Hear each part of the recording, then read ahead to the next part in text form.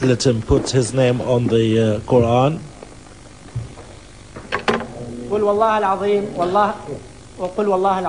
Say, by God Almighty, I give my testimony in complete truth, and I will not say but the truth. Sit down, please. Go ahead, please give us your complaint. Shall I talk? Yes. In the name of God, praise be to God, and peace be upon Muhammad and his companions and family. Your Honor, the day of the accident, I was sitting by the street, and before you give the statement, do you know the defendants? Do you have any relationship with them? Yes. Saddam and Barzan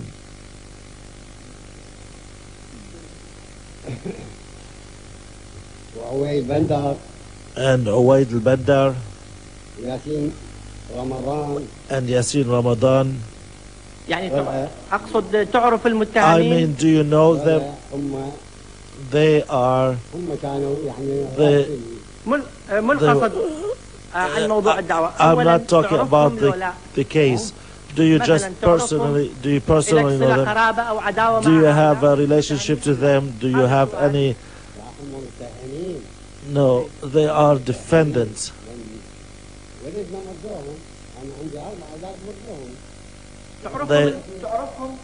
Do you know them? Did you know them before the case?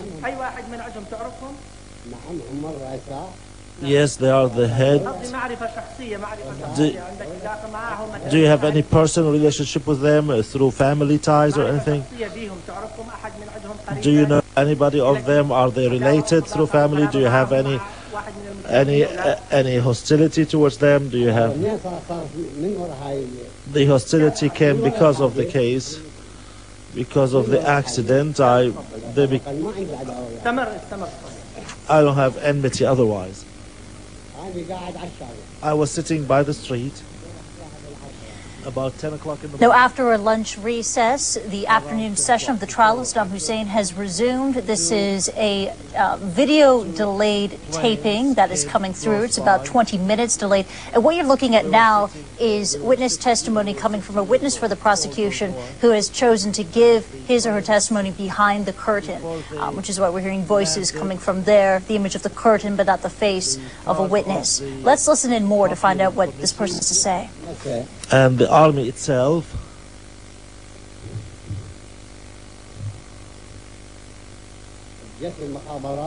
and the intelligence forces. 1 minute. When the planes landed,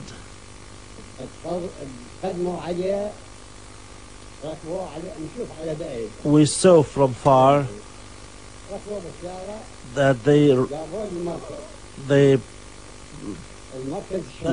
rode in a car and they brought him to the police station in the circle where the planes landed and the police station there, about 300 meters. At that time we walked towards the station.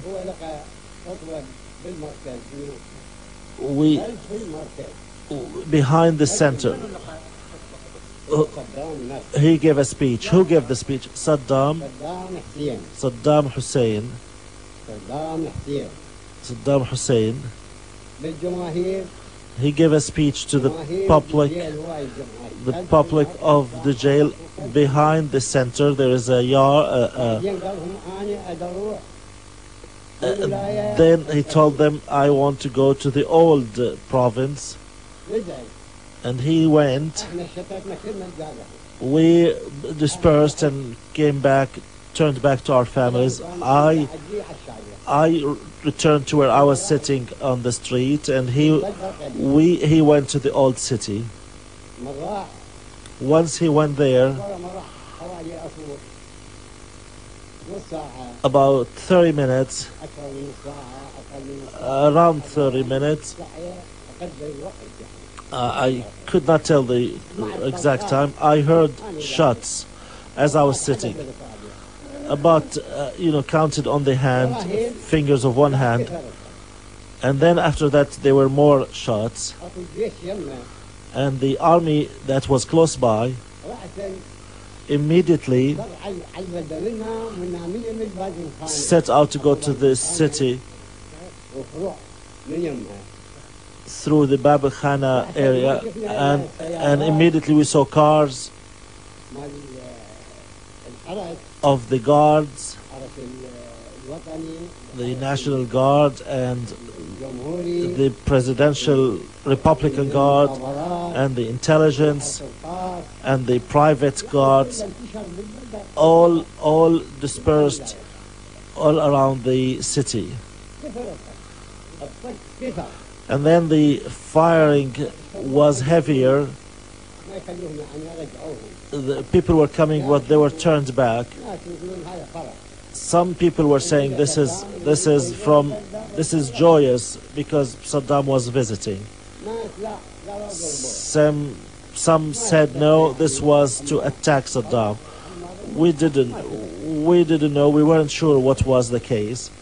What the case was. Then the forces were all over, and nobody could even walk on the streets. They wouldn't allow anybody to move. They asked us to stay at home. And firing started until the night fell.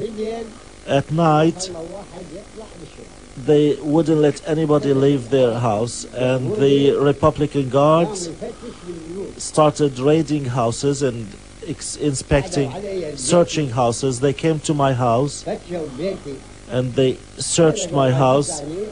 They found only my family and they left.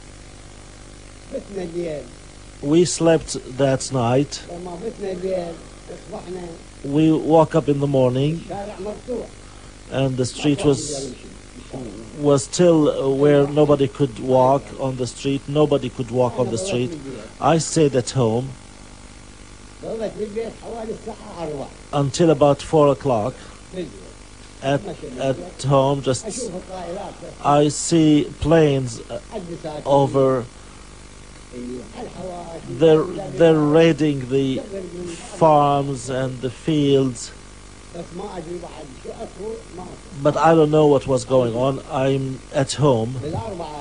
At about 4 o'clock, around 4 o'clock, the security officer came to me.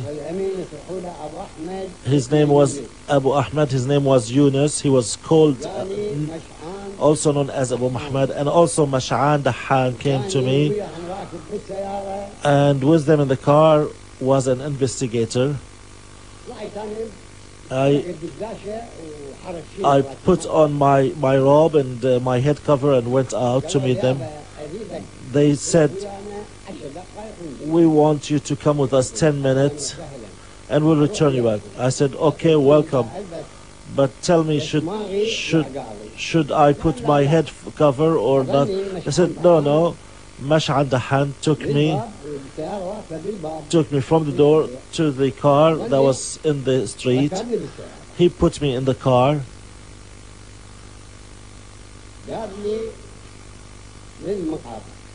They took me to the center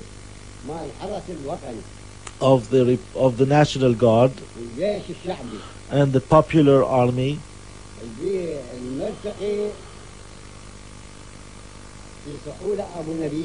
And I met somebody, they called him Abu Nabil. I don't know his real name, but he was called Abu Nabil.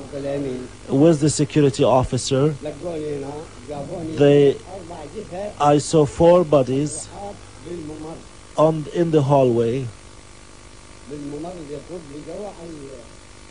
As I was going into the hall, They said, do you know your son? I said, no.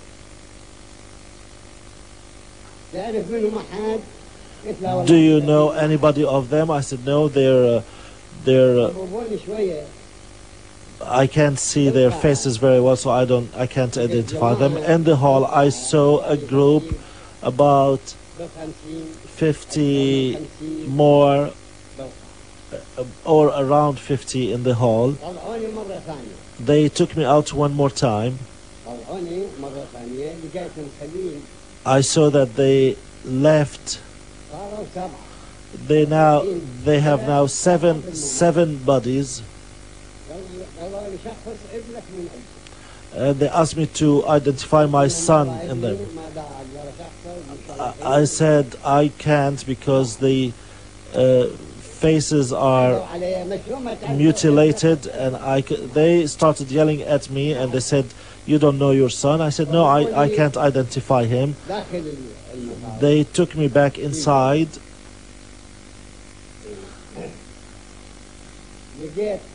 I found Barzan. He was there with interrogators.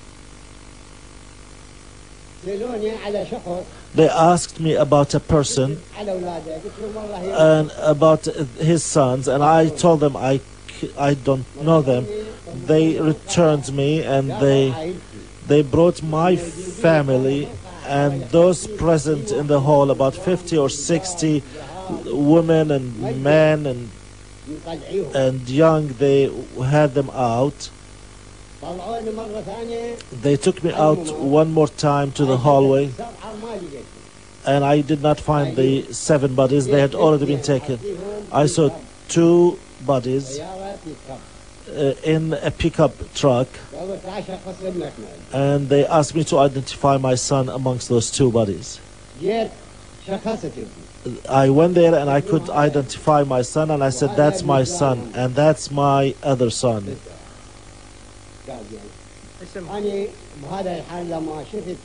When I saw that, what are their names?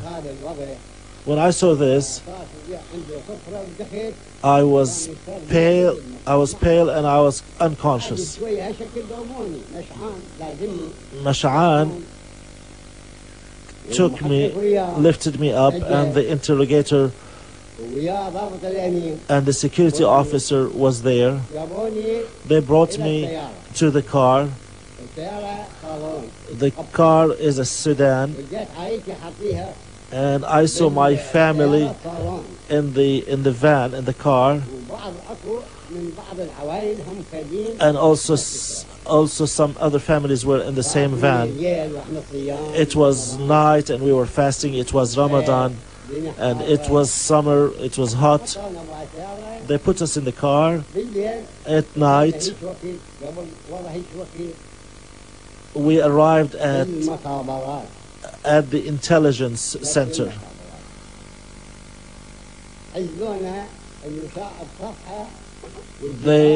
They put the women in one side and the men and the young men in another side, and they put us against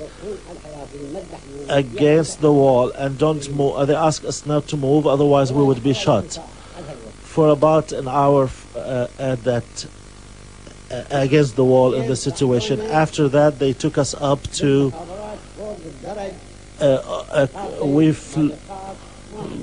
we climbed the stairs in the intelligence center to halls. There before, in the headquarters, I saw them before me, and I saw more in the center. On Thursday, they took, on Friday, when they took us, 145 people there, and the capacity is only 30 persons. I swear by God, I'm telling you the truth, you will find the toilets flooded. The water was extremely hot, and the time was summer.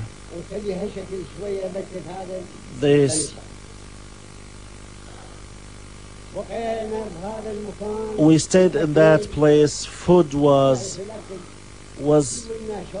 they bring us soup, or they bring us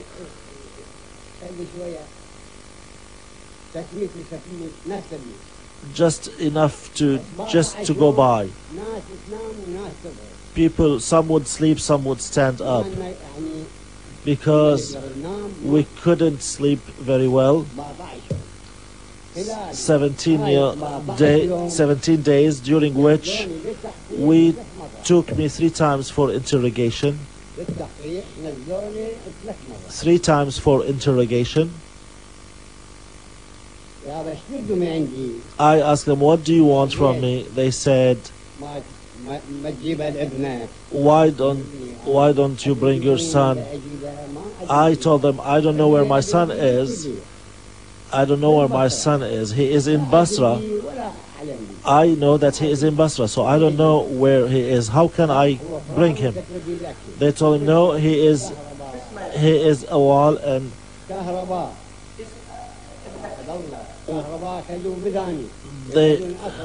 they would put electricity.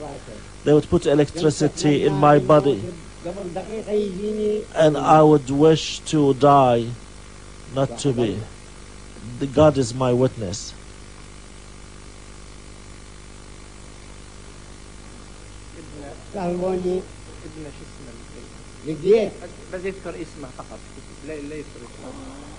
Just mention your name, your son's name.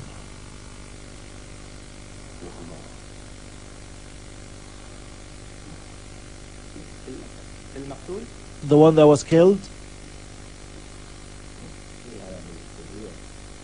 The one that was in the college, in the military. How about the 2 that were killed?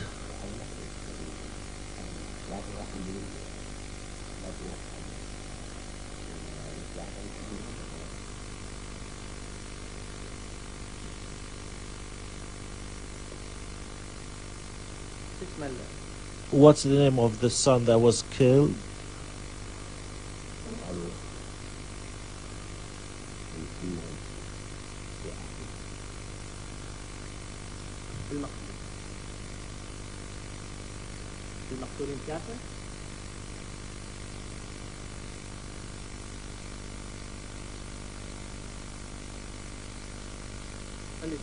Let him continue.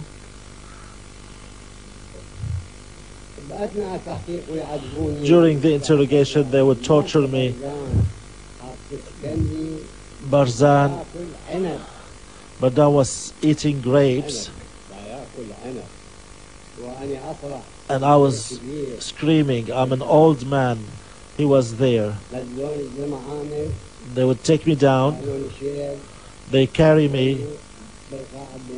They threw me in the hole where my family is. 3 times I was tortured during those 17 days. After the 17 days, at night, about 10 o'clock, they took us outside in cars to Abu Ghraib. We got about 1 a.m. to Abu Ghraib. 1 a.m. They put us in a section that was set aside. There was no bed, nothing to sleep on.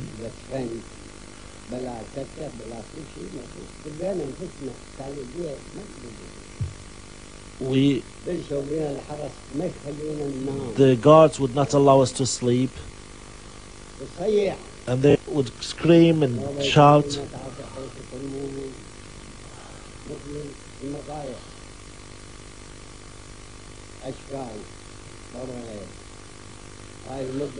This time in Abu Ghraib was about a year and 2 months. That's on top of what we spent in the intelligence. they would send the young people. In some sections they were the mothers, and we the men and the young men were upstairs. In the hallway they would put one of the guards. They hit us with cables, and we would see our kids being hit with the cables, and the mothers' hearts will break also. Even the kids,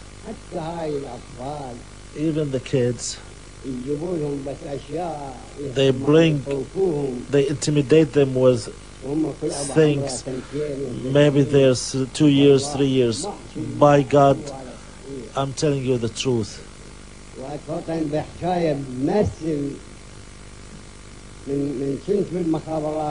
Since I was even when I was in the intelligence, a child, his name was Jasim Muhammad al-Tayyib, they killed him because of torture. When I went down to interrogation, I saw him dead in the hallway.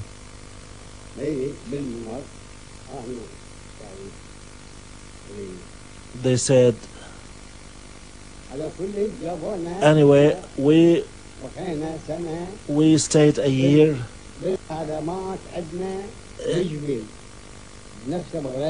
in Abu Ghraib.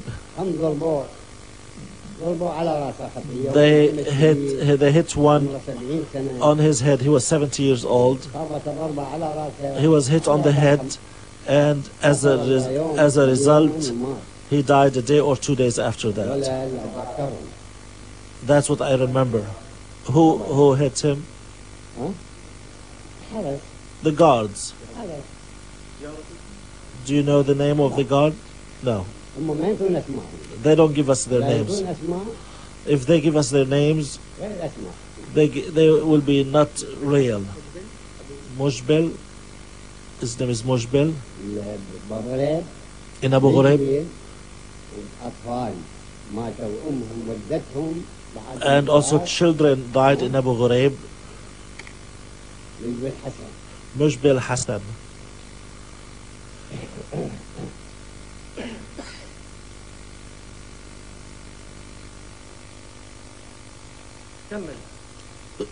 Go on. Two children were born there. The woman,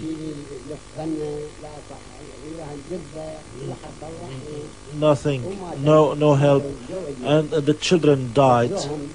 They took them, they wrapped them with newspapers.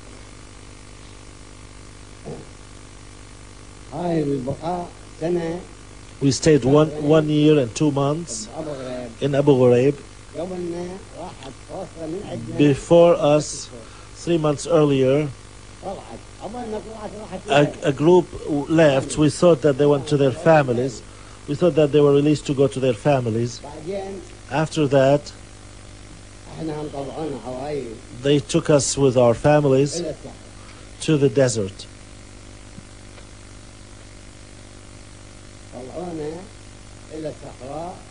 They took us to the desert.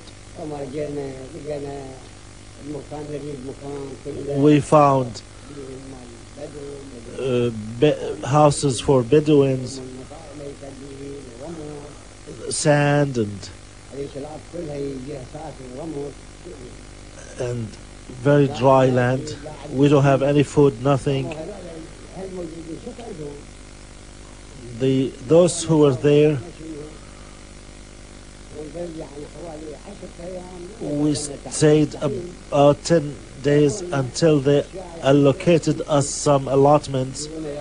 Sometimes they bring us some dry food.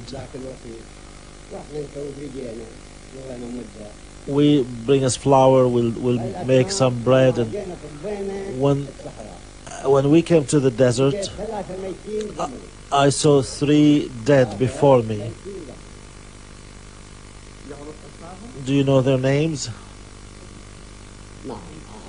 Yes, I know. One is Wahab Jafar.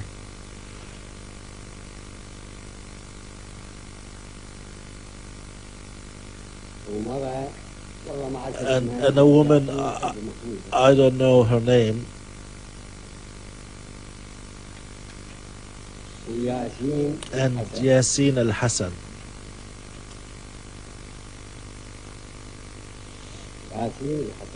Yasin al-Hassan. During that time, in the desert, when we were in the desert, about 4 died. Hamid Zaygaran, Sabri al-Asad, Nofa, Mara Nofa,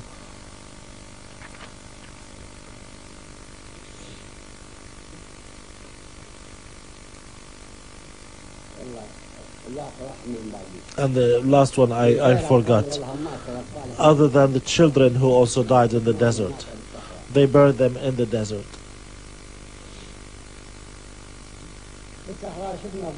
In the desert we saw hardship, no clothes, nothing, no bed to sleep on. The weather would be sometimes cold, and the guards, we could not go to get firewood. We would go about 2 kilometers to get firewood, because so that we could get firewood to cook some food to eat. We would walk about 2 kilometers, and then it was about 3 kilometers because it was a desert, and then we were forced to take. They came and they took from us, the popular army. They took young people and they took them. Sometimes those people will bring us back from our families. From our families, they'd bring us some food or something.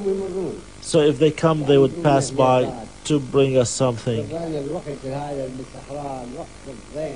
That was the most hardship that we saw, was in the desert. Until one day, one from the intelligence came to take our names. He wrote down our names,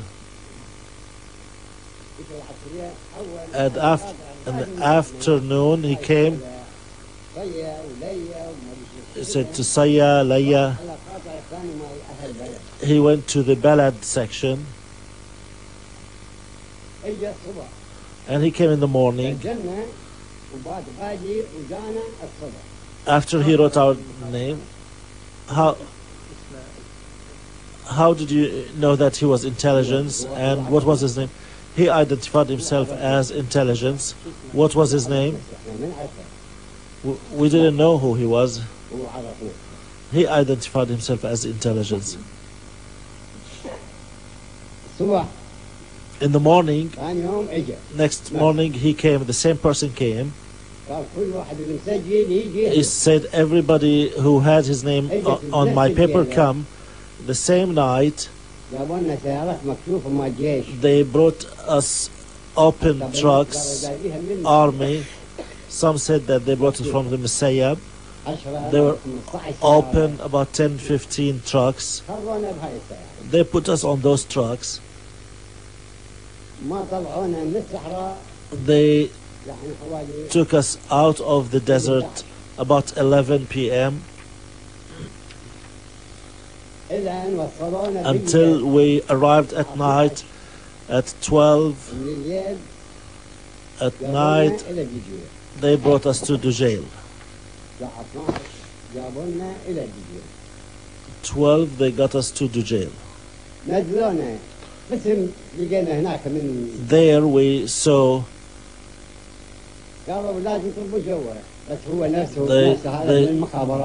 the guy said, you go to your families. The one who took us to the prison, he took us back to the jail.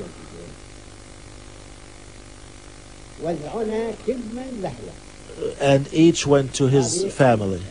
That was the time. I stayed about 6 months or 7 months, and then the same people, the security and officer and Mash'al, came. They said, we want to talk to you. I said, what do you want to talk about? They said, well, we want you to come to the station, to the center. About 15 minutes, 30 minutes, and come. And I went with them. When I went with them, I found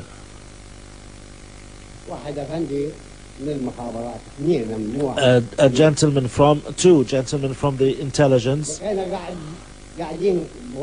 and we sat in a room wondering what the situation was. All right, I'm Michael Holmes at the CNN Centre here in Atlanta. We're going to break away from our coverage of Saddam Hussein's trial and go to Anish Rahman and get a sense of what has been going on so far today as this trial has recommenced. Anish, the headlines, if you will. Yeah, Michael, essentially we're in